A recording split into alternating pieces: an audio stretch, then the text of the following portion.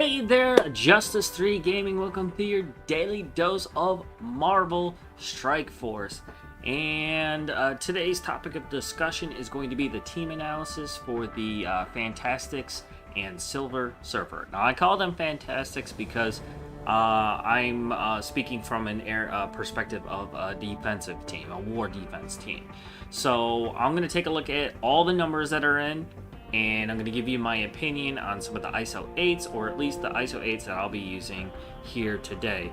And the team analysis, when I first started doing this, is extremely interesting to me because it tells you all kinds of great information.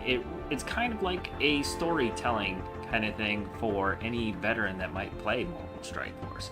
So, as per usual, let's go ahead and take care of any, cleaning up that we need to do here in Marvel Strike Force. I shouldn't have anything. I actually should have an inbox of oh, that's right, the time change, so I don't have to worry about the arena stuff until 6 o'clock now. Oh, gotta change my alarms.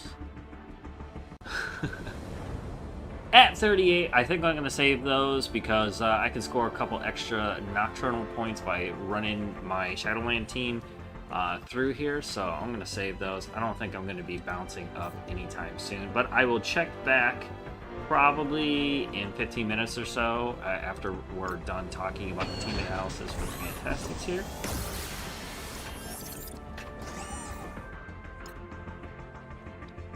So we're going to be doing any cleanup here, or I don't believe I am ready for Blitz, so we are good to go there. We have another 41 minutes, or at least I have another 41 minutes before I need to get to that. Let's see here, raids. Only got one up right now. What's up with that? No keys? What's up with these keys, man? Guys, Alliance. Let's go. Alright, I'm going to save that. I'm going to go into real-time arena. I'm going to pull up the Fantastics. You see, in real-time arena, I don't think that's going to be a good plan to test out this team because since I do have a loadout of ISO 8s that are more defensive than anything, I don't think it's going to show us too much because generally you're talking about these really big meta teams that are going to end up popping up for this team.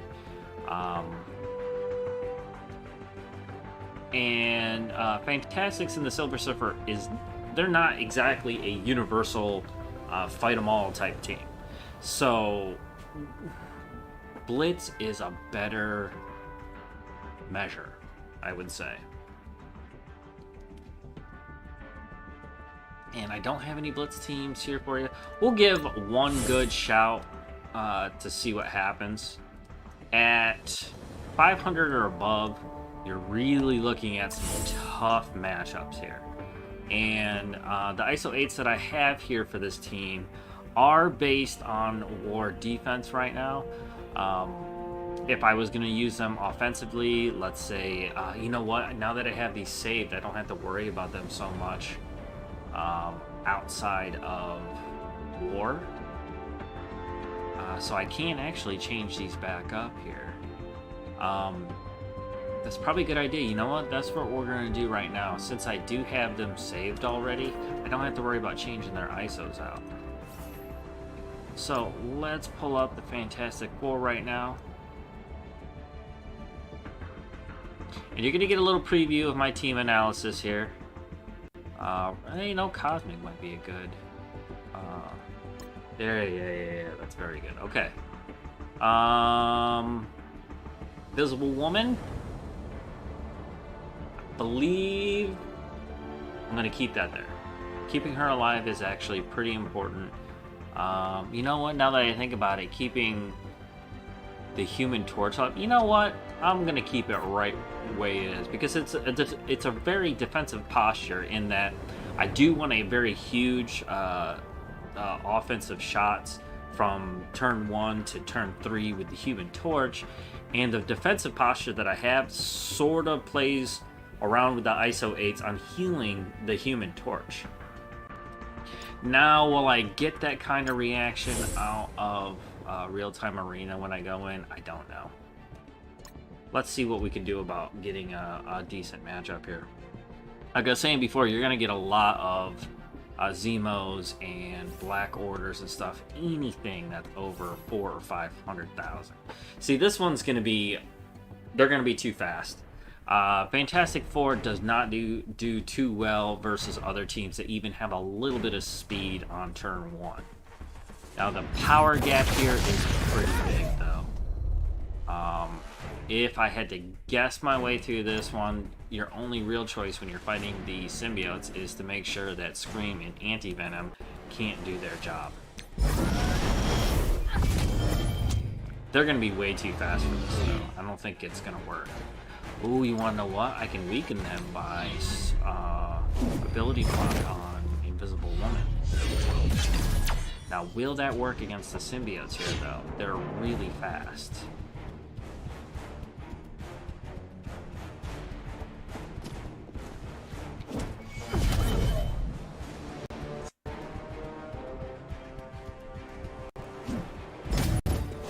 Yeah, Johnny's gonna go.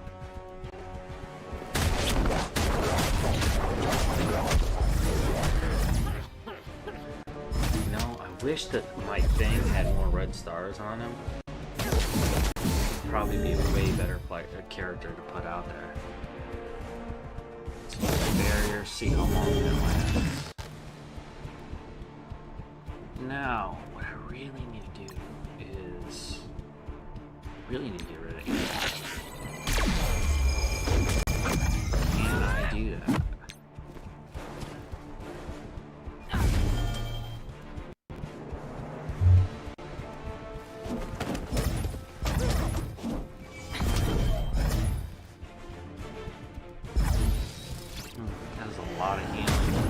Outside brave. I think it's gonna get just too much for the Fantastic Four, especially with a 100,000 power gap.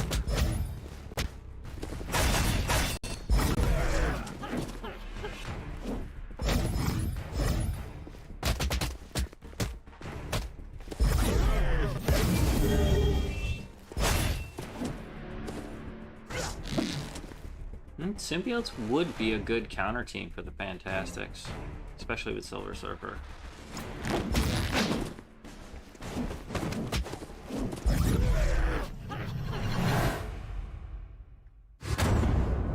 We'll do, 3 good fights here and see what we can get matched up with.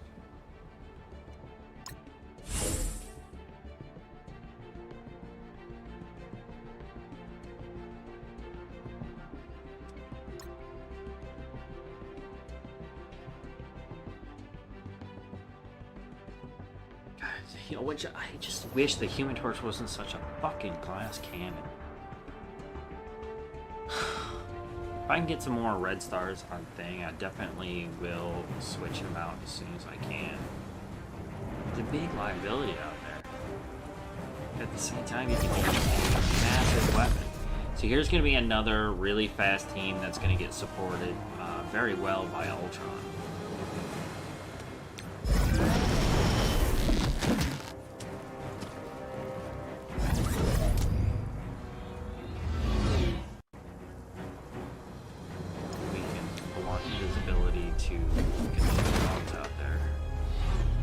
Now this heal block is not gonna stick.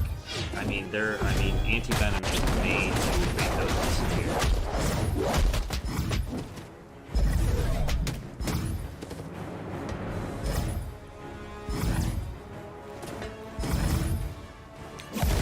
Barrier out there.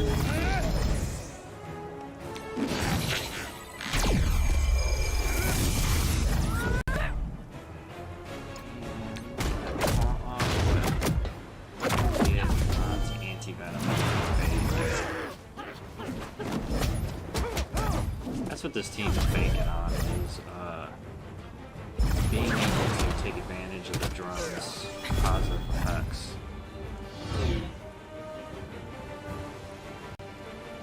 I gotta go for this one, hopefully, so you take the nice hit. That might be a good idea right there.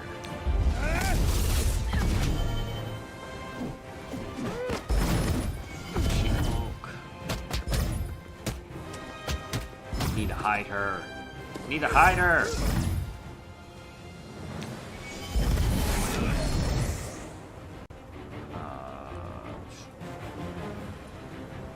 That's a stun. Kind of buying time here. It's gonna get a lot harder once those drones pop out.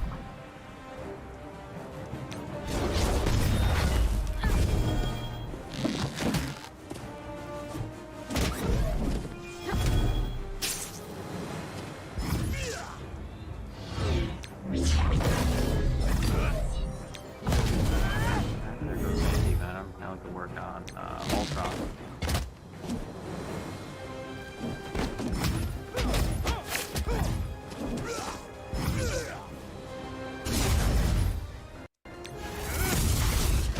Let's see, Spider-Man. Definitely. Ooh, he dodged. He dodged.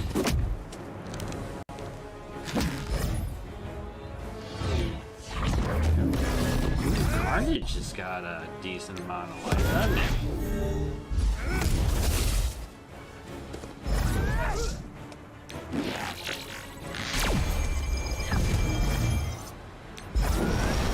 And delete. Interesting to see what that power level difference was.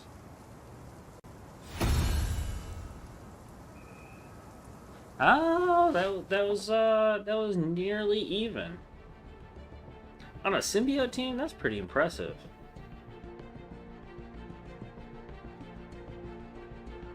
Silver Surfer's only 3 stars.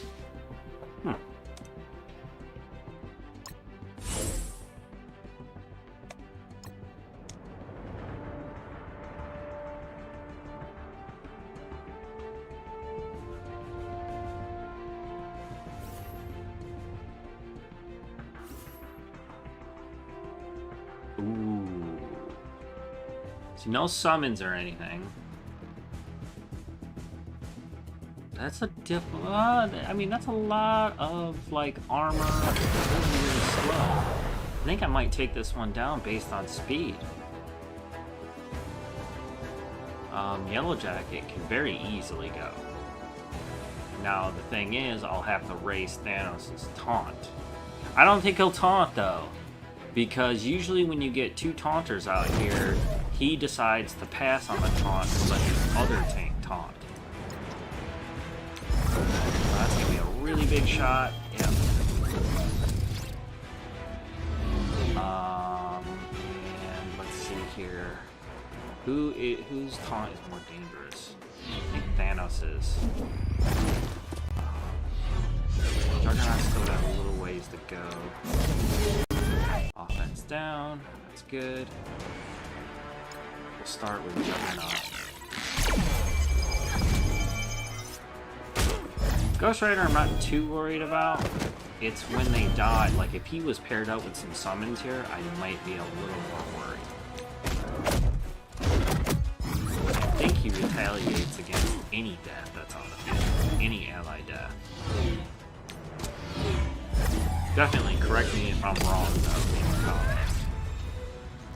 Alright, Thanos is there. Let's work on Thor, because that can get bad.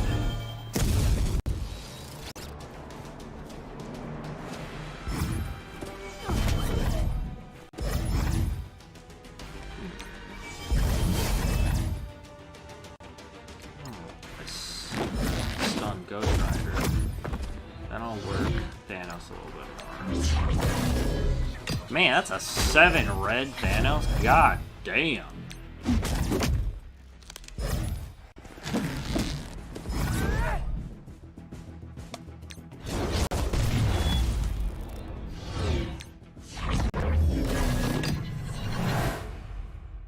I am a hair's breadth away from Silver Surfer's passive, which is going to be a ginormous advantage.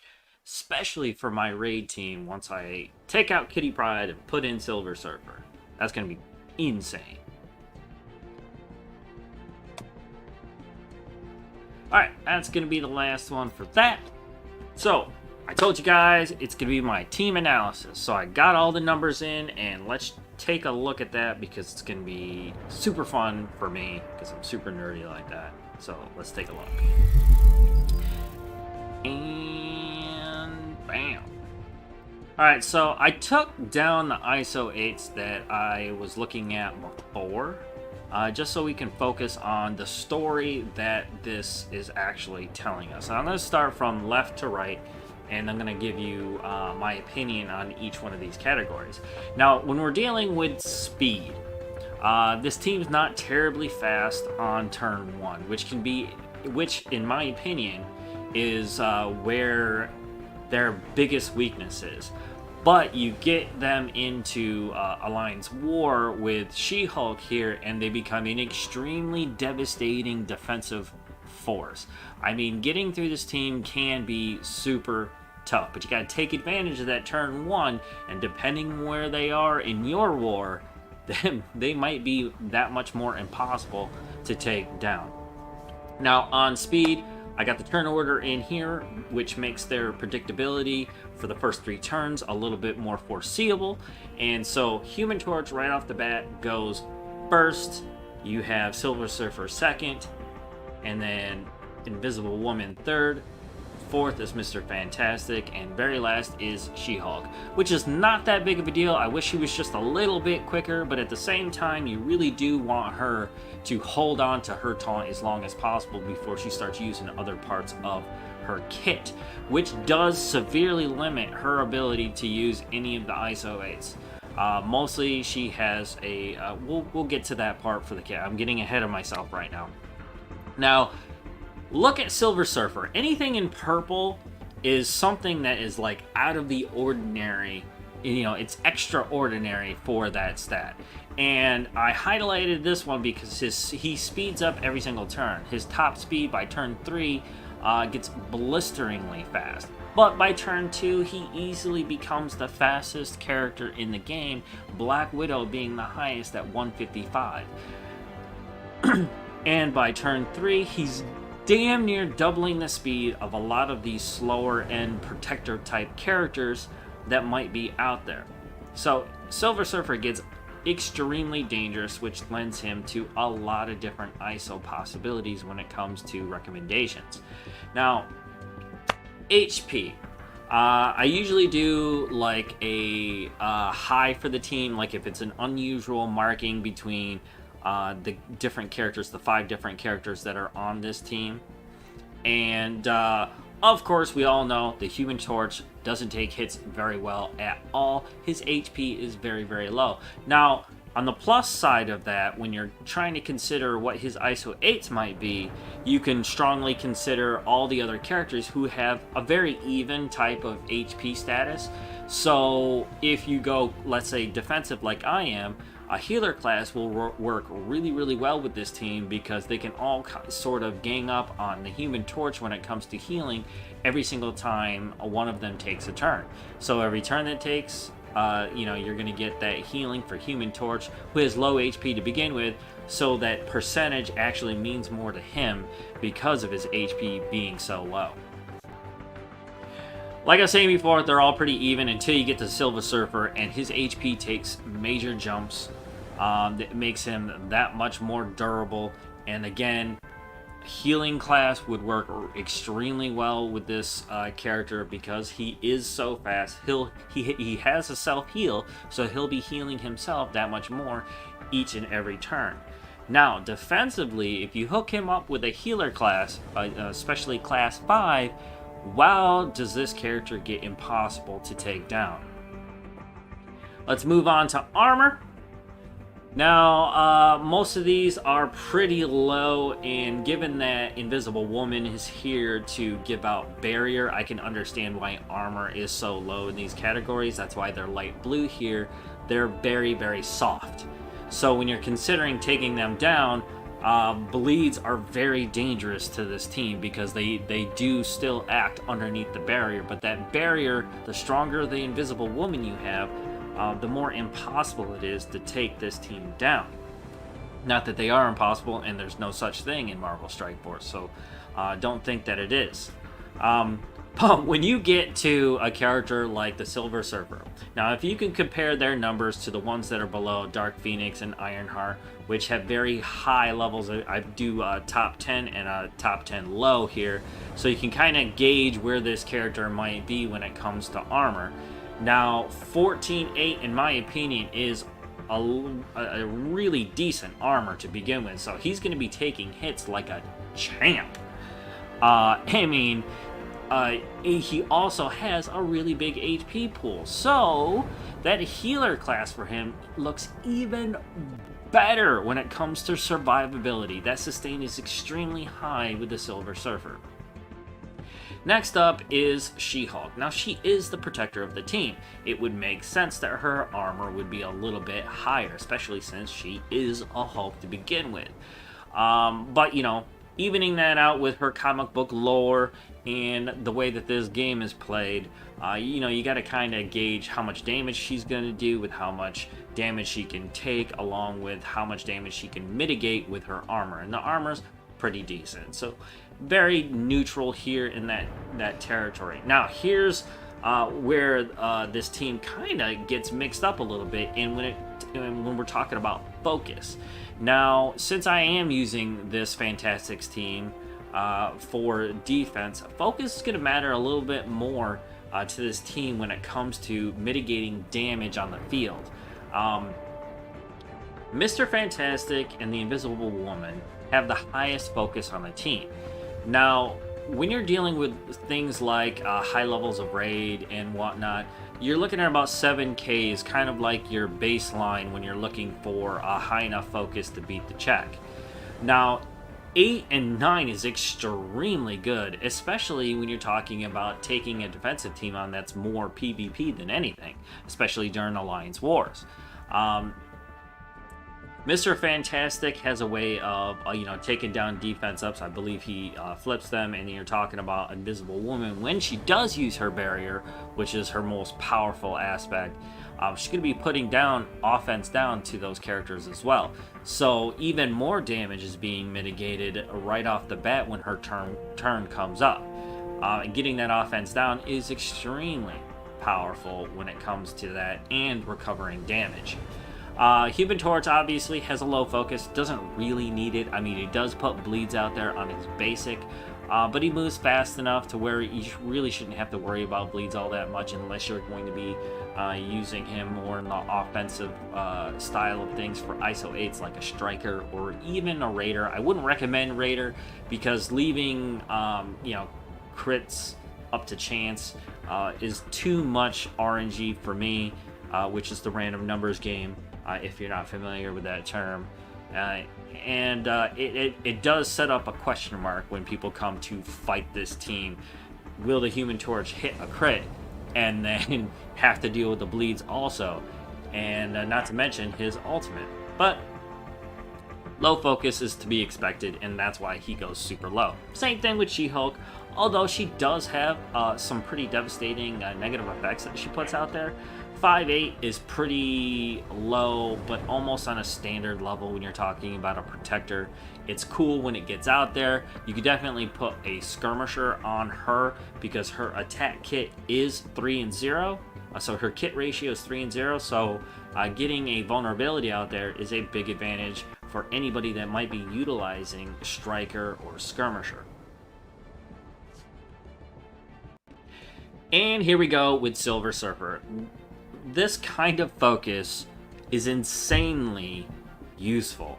I mean, Silver Surfer at 11.9, and just to put things in perspective when you're talking about this team, the numbers that I have here are based on 4 red stars with 7 yellow stars. So it's in a range where for a lot of us players out there, this is going to be about where most people are going to end up floating around unless you make an honest effort into putting more red stars into these characters or any one of these characters. My highest recommendation on this team would be Silver Surfer and Invisible Woman. She's a cosmic hero that will also benefit from the big bonuses that the Silver Surfer gives out for hero cosmic characters. But Silver Surfer more than the others because he's just a devastating character across the board. I mean, you can just see from this part of my team analysis, every one of his categories are very, very high. I mean, with a focus like this, his entire kit, between his basic doing all these transfers to himself or wiping out negative status effects, he's gonna be beating the check left and right, and that doesn't even include the bonuses that he might have for focus to begin with. I mean, as a cosmic character, he hands down is going to be nailing and sticking every single one of his positive status transfers or negative transfer.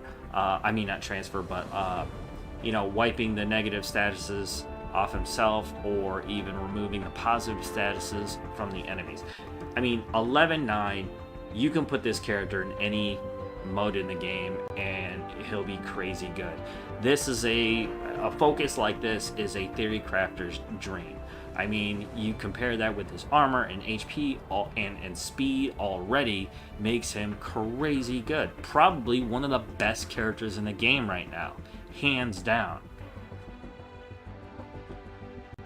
And let's move on to damage. This team doesn't do too bad at all for damage, especially if you're using them defensively or offensively. I mean, right away, you already know that Human Torch is going to be putting out the big damage. That's what his character is actually made for. And he gives around about almost 20,000 for damage. And then She-Hulk is actually not too bad at it, but she's so slow that it doesn't really matter, other than the fact that her defensive skills are actually offensive, also being that her kit ratio is 3 and 0, which is 3 attacks, 0 non-attacks, and that's how I gauge their kit. And it's actually a lot, it tells a really good story on where you want to put your ISO 8s. Alright, both Mr. Fantastic and Invisible Woman don't have a huge damage count in comparison to the other characters on the team, but Invisible Woman, with her barrier, has a very great retaliating hit. She's going to be using her basic to come over top of any of the other characters that take a hit from the enemy. So when it comes to damage per turn, Invisible Woman actually has a really high damage count because of that. Not to mention the Fantastic Four also put out assists to each other on every single one of their turns. So 14k is not a bad number at all. It's just they're blue here because they're softer than in comparison to the other characters. Now, resistance. Again, this team has a big weakness on bleeds and whatnot, so it makes sense that the Fantastic Four's resistance is really low. Invisible Woman has that barrier. Her special also wipes out any negative statuses on the field, makes everybody invisible except for the person that has the highest HP, which protects the rest of the team and makes the others impossible to actually hit unless you're doing it through adjacency or an AoE field effect, where they're hitting everybody no matter what. And again, this resistance I actually colored purple.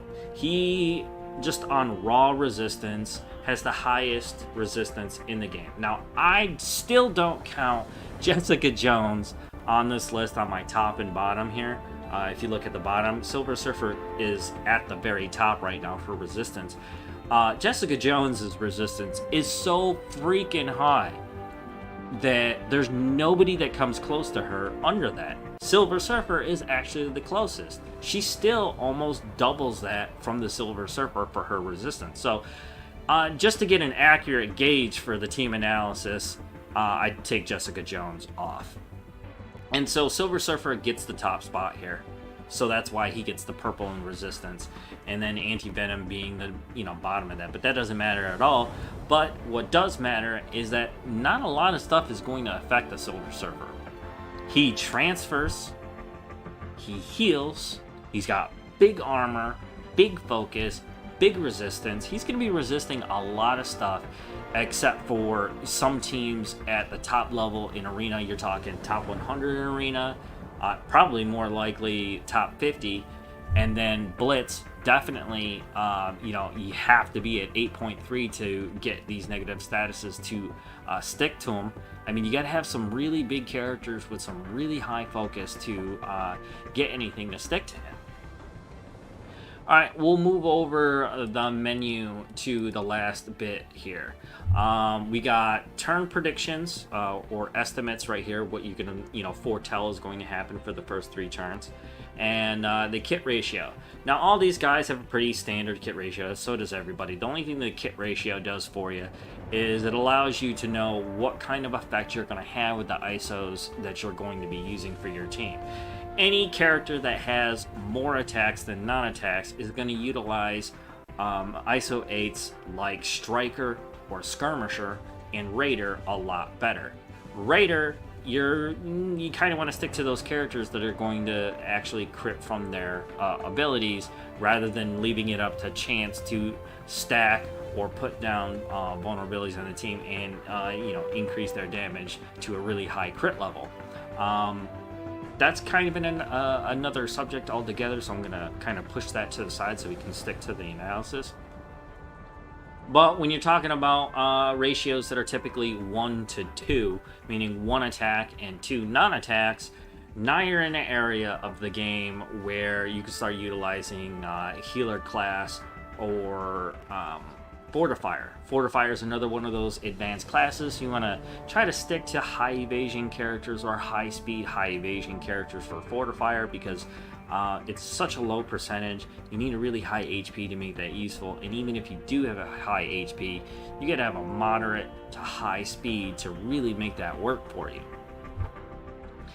And I'm telling you right now, Silver Surfer can do that. Or even other really fast teams like in raids, like I don't know why you want to do this, but you could fortify the Astonishing X-Men in raids really well. Might be effective in Doom 1, who knows? But you get such a huge boost from class 5 healing that Fortifier still mystifies me a little bit.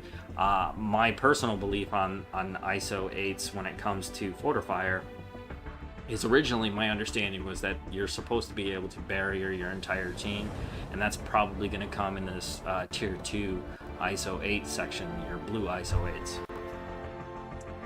Alright, so turn cost. This is where you're going to be able to know what's going to happen in the future from turn 1 to turn 3 with your characters. For the most part, there is no artificial intelligence that's using these characters, no advanced code that's going to allow them to fight, because truth be told, if it actually was an artificial intelligence at all, they could beat any of us. I don't care how good you are at this game. So pretty much it's easier to just think of auto or your defensive audio as sort of like a power dump, and that's the easiest way for you to be able to predict what's going to happen from turn 1 to turn 3. And so the 2 greens here are the ones that you're looking at, which is Silver Surfer and Invisible Woman. Now this gives you options, but if you're using this defensively like I am, the point of making choices is moot, because they're just going to dump whatever the most powerful power that they have is, and that's what their purpose is for. They're more of an auto character than anything. And so in turn 1, you're going to get that ultimate from Invisible Woman, but, that's the 3rd character that's going to go in turn 1. So you got a little bit of time before that's going to happen, so you still got some big dangers going on when you're talking about fast characters or really powerful turn 1 one-shot characters like Captain Marvel or even Star-Lord. Or even Human Torch himself if, someone's using that character offensively. And then you got another ult that's going to be coming from Silver Surfer. And that's a really big one because whatever character it's going to target, the ability block is going to land. I mean, there's not a lot of characters that's going to be able to come up against this, 11.9k focus and not have it stick to them. So an ability block like that is going to be extremely powerful. Be careful who you put in your center spot when attacking this team. You might want to keep them off center just in case. Now there is some RNG to the targeting priority, but more than likely they're going to try hitting the center spot first no matter what, especially with this ult. So if you're using these two characters offensively, they're fully charged, so you got options if you need them. However, Invisible Woman's Barrier is one of the most powerful defensive skills you could possibly have in anyone's kit. That barrier is very huge, and it puts down an offense down to the enemy, which gives time for recovery for the rest of the team. And not to mention, she'll be able to hide most characters right away. So if if you're using this team offensively and you got the choice between auto and manual, you obviously can make that choice, but you need to be careful and choose teams that that don't have a lot of adjacency to their damage. So when you do create that barrier when you do take in damage, being aware of where that damage is going to land is going to be which is going to be the difference between you winning or losing on your choice there. So other characters by turn 2, Mr. Fantastic's going to end up using his special. By then, turn 2, Human Torch is just going to end up using his basic because he won't have enough charge to be able to get his ultimate off, which is turn 3, which is a huge problem because survivability is an issue. So placing your ISO 8s is going to be pretty important here, depending on what you're using this team for. Then it's pretty much specials all around, which is great for Silver Surfer adjacency. Again, all of his damage is piercing. He's going to be putting down, defense down to those characters adjacent and whatnot, and that's just really big. And then you got She-Hulk using her defensive kit to try to keep the rest of the team protected. That can be an issue when you're talking about auto because she's going to be using her special right away. And then her ultimate is going to go out there. So getting that taunt in a controllable situation is tough. That's why her damage is such a big use and can be used as like a baiting kind of thing where when you're looking at this team, you're going to be questioning, every turn that you want to make a choice for. Who do I want to attack first? Yes, Human Torch is very soft, but now I'm thinking that, Silver Surfer is super hard to take down. Does he have a healing class ISO 8, or is he going to be more damaging? The threat level that he brings to this team is huge. But Mr. Fantastic has okay armor, but do I want to take, how strong is Invisible Woman? If I hit him being a Fantastic Four character, is that retaliation hit from Invisible Woman gonna nickel and dime you into nothing? That's another difficult choice. And then back to turn 3, and starting on turn 2, Silver Surfer immediately becomes the fastest person on the team and one of the fastest people, actually the fastest character in the game altogether.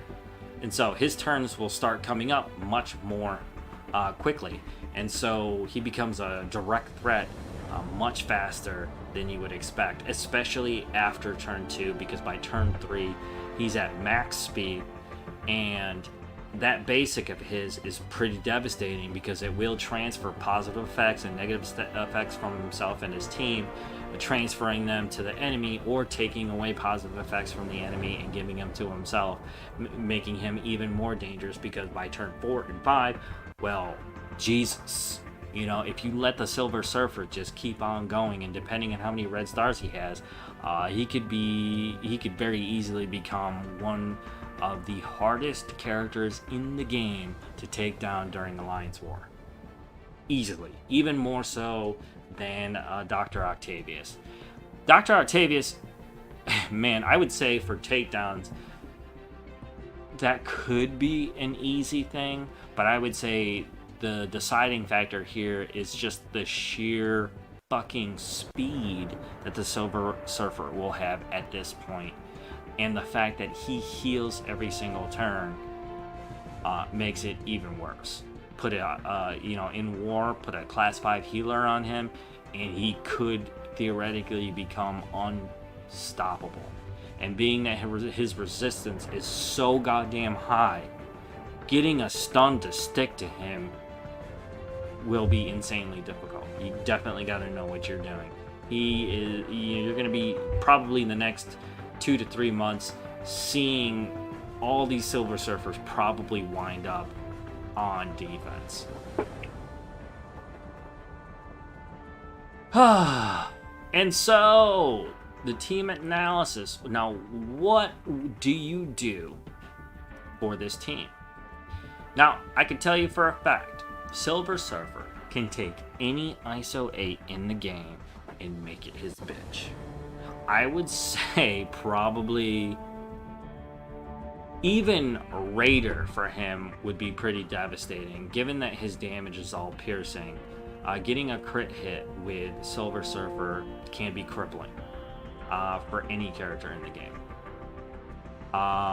He also is so powerful, he can knock characters out of their charge. So if you're using him offensively, he's an excellent character to take up against characters like Thor or even Dr. Octavius. And not Dr. Octavius, but the characters that surround Dr. Octavius with charge. He's going to knock that charge off. He can even knock Captain Marvel out of binary. I've seen it happen.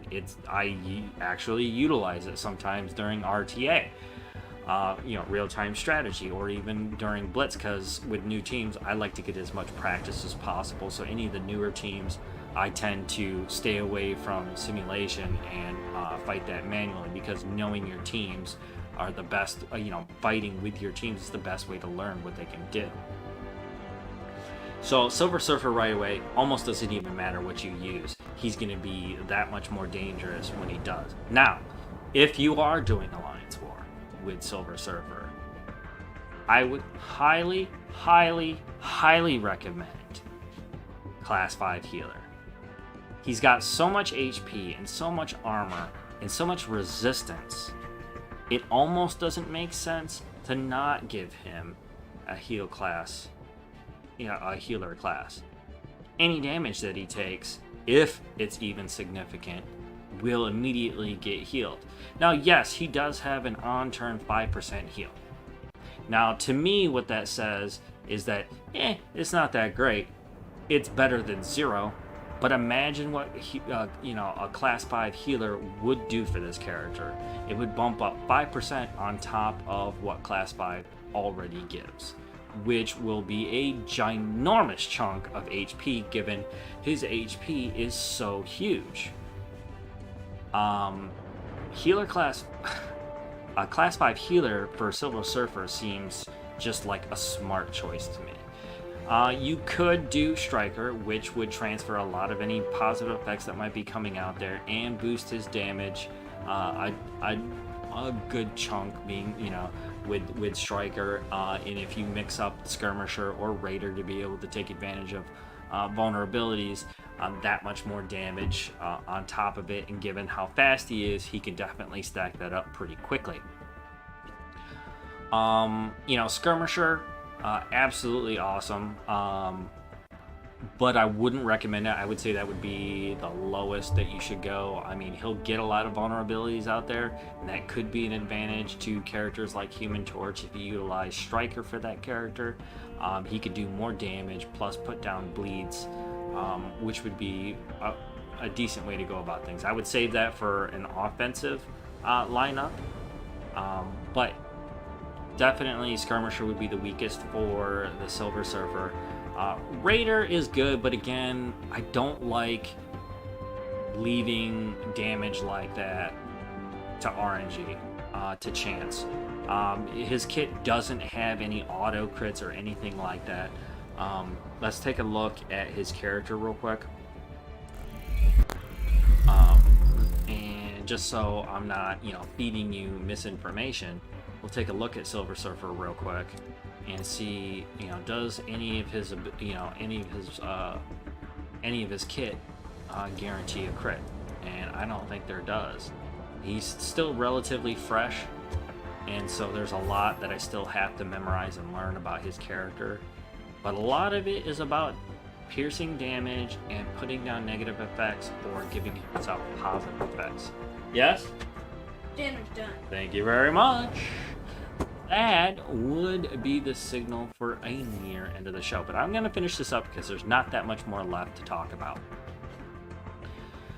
Again, ability block, heal block, which is actually a really big deal for this character, especially if you're utilizing a hero cosmic character. This one cannot be blocked or counterattacked. He's going to clear immunity from all enemies. To me, that screams Ebony Maw. Apply a heal block for 2 turns. I mean, a heal block is just devastating for any mode in the game, honestly.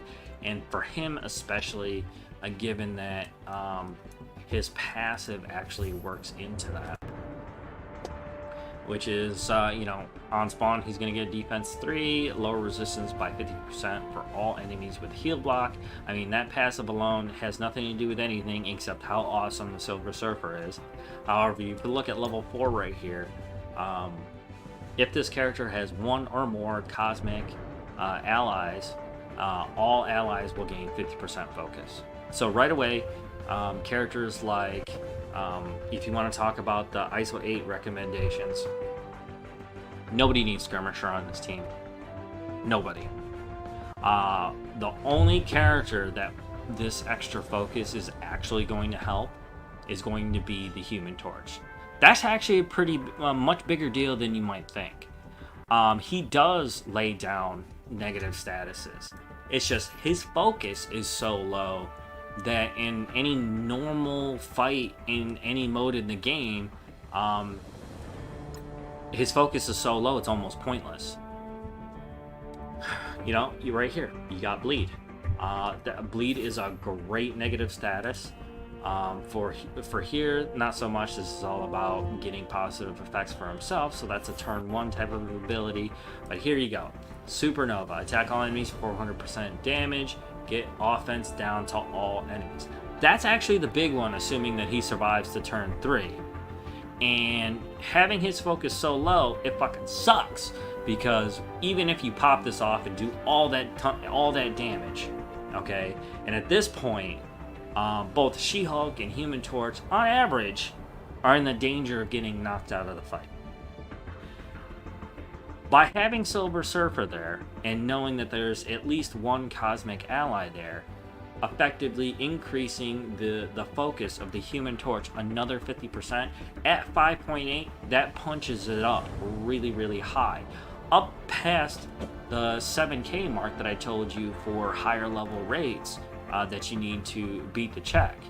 And so if this manages to go off, well, he's going to be putting that offense down across the board, assuming any of those characters survive at this point, giving this chance and these characters like She-Hulk and the Human Torch a decent amount of time to be able to recover any of the damage that they might have lost and further the chances of this team winning during war. Now, how many turns does this team defensively possibly get? Well, it all depends on the Human Torch really kind of surviving up to that point.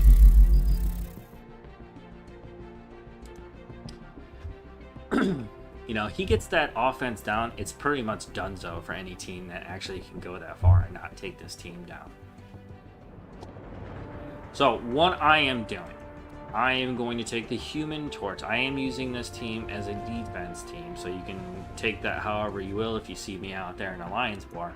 But I'm going to take the Human Torch, and what I want for him is actually Fortifier. Now, I'm using Fortifier because he has such low HP, he needs a boost in survivability, and the Fortifier will do that on spawn, which is really good for him.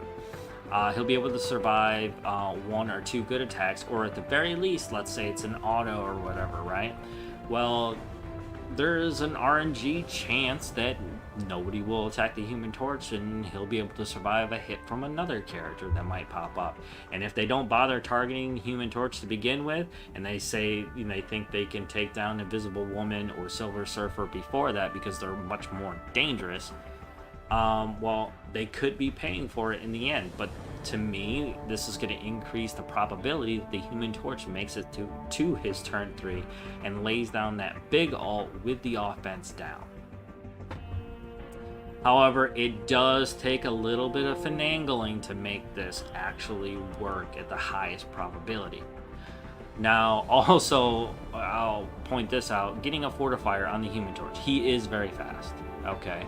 So, once his turn comes up, he's going to get a little bit more barrier. And the only thing that I really need that for is so that the the Invisible Woman can come over top of that hit and smack whoever's hitting the Human Torch a little bit upside the head. It's one of the reasons why I am going to take Invisible Woman as high as I can in red stars, just to make that even more devastating. And the fact I do have her tagged for Dark Dimension 4 for one of my legendaries once I am able to actually take that on. Now, in order to make Fortifier really work for me, I'm going across the board Class 5 healer.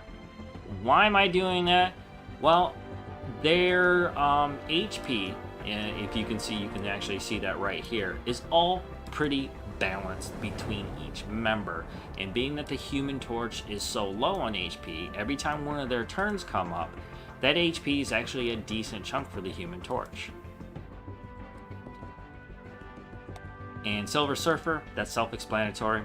A healer for him just boosts his natural ability to heal himself even more so, especially since after turn 1 he becomes the fastest character in the game and almost doubles his speed by the end, or doubles the speed bar, I should say, in comparison to any other characters and teams out there.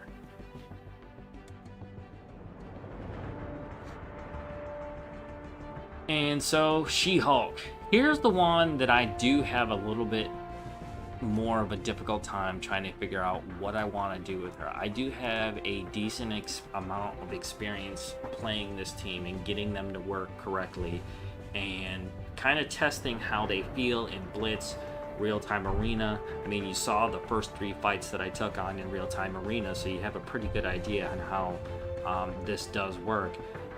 Human Torch will make it to turn 3 with this setup. He will hit that big ult. He will put down that offense down. And this team becomes pretty devastating when it comes to survivability in Alliance War. And depending on what room they're in, they're almost impossible to take down. However, I will say this. Their extreme weakness is their turn 1 speed. One-shot heroes and villains will more than likely be able to open up a pretty big hole here. They could be taking a chance depending on the power of the Silver Surfer that is a part of this group. That's a big chance. Being this early on and how fresh the Silver Surfer actually is, there's not much of a huge threat here yet. He's still a pretty big goddamn threat though. Just imagine what happens once people start getting stars. And even worse, red stars.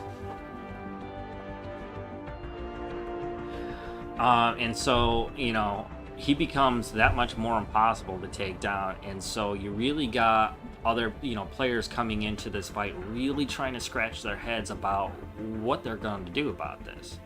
And I can tell you for a fact from the fights that I've seen where this Fantastic Four team has been taken out extremely fast, are the faster the teams that can not only do the one-shots, but are very fast from the get-go. I'll give you one perfect example. I've taken on some teams like with Zemo and Hydra characters, especially with other characters like Winter Soldier and Crossbones, but pairing them up with Red Skull. And it was a punch down, obviously, because it was Blitz 8.3, but this Fantastic Four team went out like that. So if you got a really fast team that increases their speed bar, or the characters around them naturally from the get-go, that team's gonna take this team down pretty easily. That's a pretty hard counter. I would say that's more effective than the one-shotters like Captain Marvel. because if you're utilizing a more defensive posture like I am here, Human Torch will survive that hit. You would have to have about 5 or more red stars, but he'll more than likely survive that hit, especially with Fortifier. And being that he is quick, he'll always have a little bit of barrier for Invisible Woman to retaliate for anyone that wants to hit him. And so that's a nickel and dime procedure. The other team will take hits per character that wants to try to take down the Human Torch. But here's the big problem. What do you do about the Silver Surfer? What do you do about She-Hulk if she starts taunting and stunning and doing all that great stuff that she does? Especially when you're talking about healing. Do you want to save her for last? But now what do you do about Silver Surfer? What about Invisible Woman? Do you want to take her down because her barrier is so strong, or the fact that she attacks anybody attacking someone with a barrier? I would say the only hole here right now is Mr. Fantastic. And he's got a decent amount of HP to be able to survive a lot of different hits, but he is the kind of the soft spot or the weak spot of the team when you're talking about defenses here. But when he does go out, he's really more like bait than anything. He does have a good kit when paired up with the rest of the Fantastic Four, but when it comes to how devastating characters like Invisible Woman and Silver Surfer, they're gonna make your life a living hell. Even with this defense posture, they're gonna be able to they still can't survive a lot of turns. You're probably going to see a lot of characters like a lot of teams like Invisible Woman and Silver Surfer really being the only characters left. Because after the first time, let's say that you're going to do a double tap or a triple tap on this team, once they go through that first fight, unless some kind of miracle happens and unless you're using this healer class strategy that I'm using to be able to keep the Human Torch alive, anything else defensively isn't going to work out very well for you. Offensively, though, let's say you got a good Namor in here, holy shit, you'll be able to take down a lot of different teams with this squad.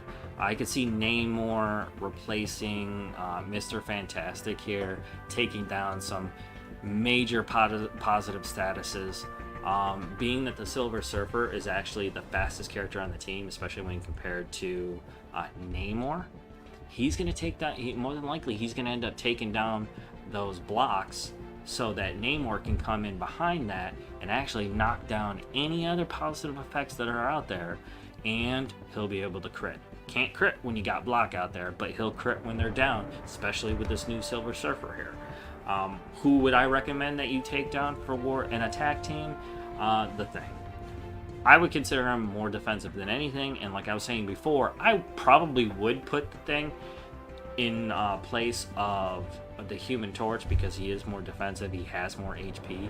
That Class 5 healer would be even more devastating given the fact that anybody that hits him is going to take damage, not just from himself, but from Invisible Woman as well, and in the future, I am strongly considering that. Well, that's going to be it for our time today. That was a lot longer than I was hoping that it would be, but sometimes I get a little talkative. Thank you so much for watching today's Daily Strike Force. If you followed here or you came in to watch the show at a later date, thank you so much. Consider following the channel right here on twitch.tv/Justice3 Gaming, sorry. But in other words, you're going to be seeing this episode replay on Justice 3 Strike Force, which is on YouTube, or you can catch the live show if you don't want to see any editing or things like that on the Justice 3 Gaming channel. So until next time, I wish you all passion, love, and gaming, and never forget rule number 1 in gaming is you go where the fun is. Thank you so much for watching, and I'll see you tomorrow.